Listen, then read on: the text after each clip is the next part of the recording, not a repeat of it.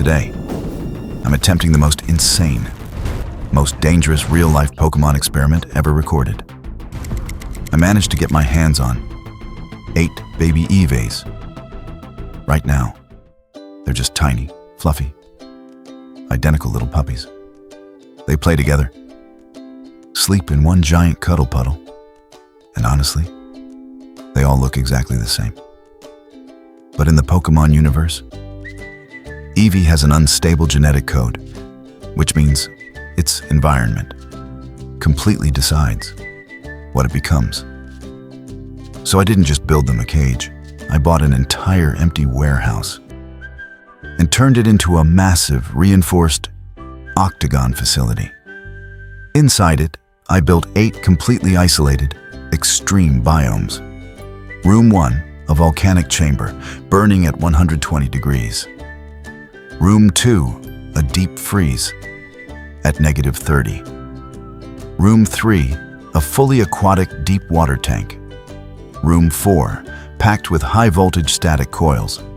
Room 5, pure darkness, zero light. Room 6, a mirrored psychic isolation chamber. Room 7, a dense, toxic jungle. And Room 8, a glowing fairy light chamber filled with pink mist and calming frequencies. They're going in as identical babies, but they're coming out as 8 apex elemental beasts. Let the simulation begin. For the first few weeks, everything was normal. I fed them through automated hatches, but slowly. The environment started changing them. One night, I was watching the cameras when the high-voltage room suddenly flashed blinding light. The Eevee inside had absorbed the electricity. Its fur shot up into sharp yellow spikes, and it started moving so fast the camera could barely keep up. Jolteon had arrived. At the same time, the freezer temperature dropped even lower until the camera lens froze over.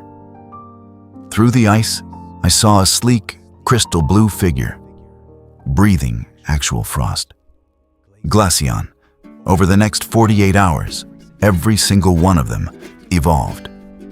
Flareon, in the volcanic room, was casually melting steel just by breathing. Vaporeon disappeared into the water, literally dissolving its body, becoming invisible. Leafeon grew massive vines, cracking the jungle's concrete floor. Umbreon vanished completely into darkness, only visible when its red eyes opened. Espeon stopped walking altogether, hovering in midair, using telekinesis to pull its food closer. And then Sylveon, pink, adorable, covered in ribbons, the cutest one of them all. But when I dropped a metal wrench near the glass, its ribbons snapped like a whip. Boom! A shockwave hit the wall and nearly knocked me over. Cute, but absolutely terrifying. At that point, the cute sibling phase was over. Now I had 8 territorial, elemental monsters under one roof, and the facility was breaking. Jolteon started feeding directly on the power grid, causing massive blackouts. Every blackout made Flareon's room overheat, until even the reinforced glass began to warp. Meanwhile, Umbreon figured something out. It could travel through shadows.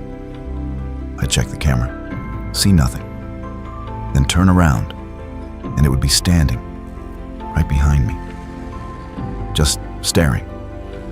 The tension was building. They could feel each other through the walls. Fire against ice, electricity against water. It was a ticking time bomb.